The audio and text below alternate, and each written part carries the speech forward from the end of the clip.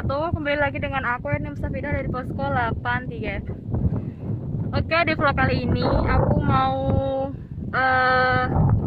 bahas tentang pembuatan garam secara tradisional. Kebetulan ini lagi ada di kawasan Tambak di Desa Kertomulyo. Nah, seperti apa proses pembuatan garam tradisional? Simak video berikut ini ya.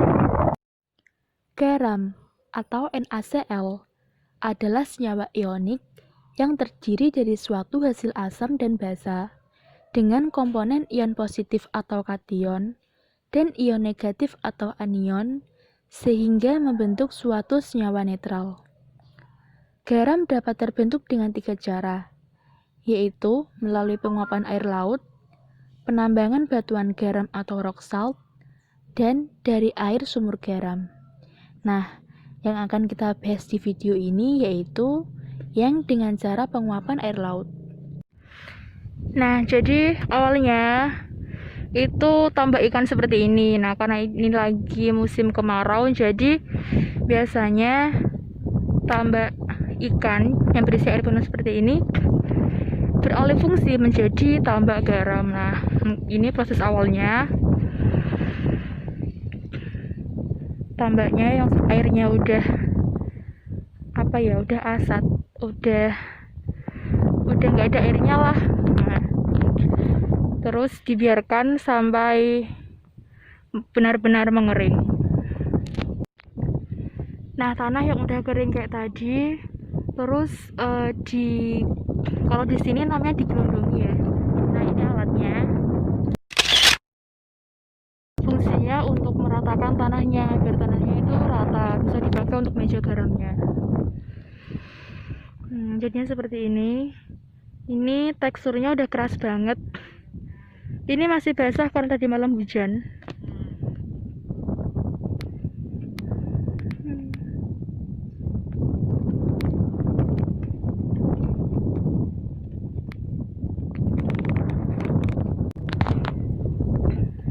Kalau udah keras seperti ini, nanti bisa mulai dialiri air laut. Air laut biasanya ditampung dulu di sini. Ini namanya bak penampungan air. Lalu airnya dialirkan ke petakan-petakan yang udah disiapkan seperti ini.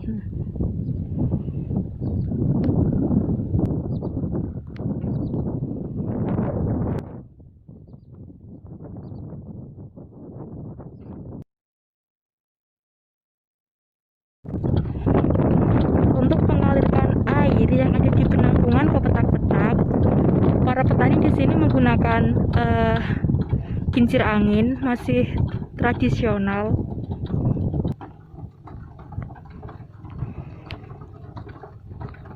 Ini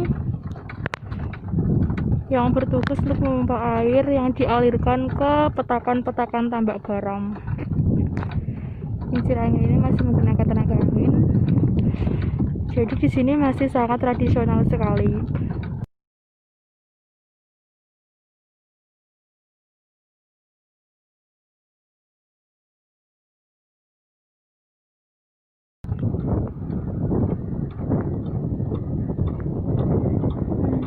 Ini petakan-petakan yang udah dialiri air. Jadi dibiarkan selama sekitar 1-2 minggu agar airnya menguap. Nah, untuk kadar salinitasnya sendiri biasanya kalau masih awal ini sekitar 12 derajat BE. Nah, cara mengukurnya bisa pakai alat salinometer. Tapi di sini karena udah sering banget udah lama banget turun temurun, jadi pakainya kira-kira perkiraan, nggak pakai alat.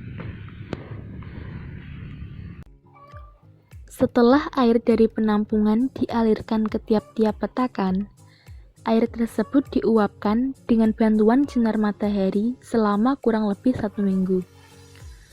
Dengan sendirinya, air tersebut akan berkurang dan menjadi kristal garam. Nah, inilah yang disebut dengan proses kristalisasi.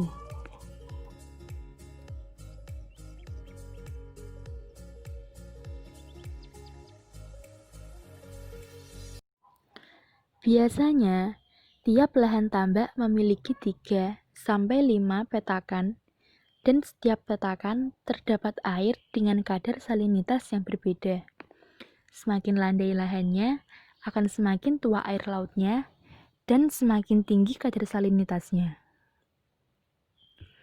Air yang sudah tua mengandung senyawa NaCl yang akan menjadi garam dengan kadar salinitas mencapai lebih dari 15 derajat BE. Sehingga kadar tersebut mempengaruhi evaporasi kadar air yang menyebabkan cepat lambat terbentuknya garam. Pada kristalisasi, konsentrasi garam harus berkisar antara 20-25 derajat BE. Mengapa? Karena bila konsentrasi air belum mencapai 20 derajat BE, maka CaSO4 akan ikut mengendap sebagian. Sedangkan jika lebih dari 25 derajat BE, maka garam-garam magnesium akan menimbulkan rasa pahit.